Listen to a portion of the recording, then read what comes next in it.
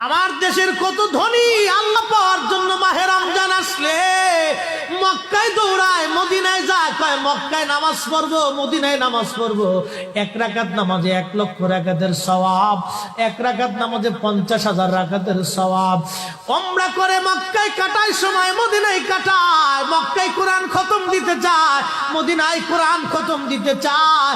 সওয়াব মাহে রমজানে অগণিত সওয়াবের আশায় ব্যক্তিগুলি আল্লাহর ঘরে হাজিরা দেয়, কিন্তু বাড়ির পাশে গ্রামের কত গরিব মানুষ টাকার অভাবে বাবা ভালো ইফতার করতে পারে না, টাকার অভাবে কত মা ভালো সেহরি করে রোজা রাখতে পারে না।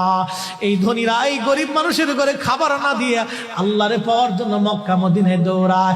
আল্লাহ ডাক দেখো, বান্দা একবার মরে দেখ, কায়দা মতো জুতা দিয়ে পিটামো, আমার বান্দারা না খেয়ে ইফতার করবে, আর তুই আল্লাহ পাওয়ার জন্য মক্কায় আইছো, এমন আল্লাহ আমি ধরা দেব না।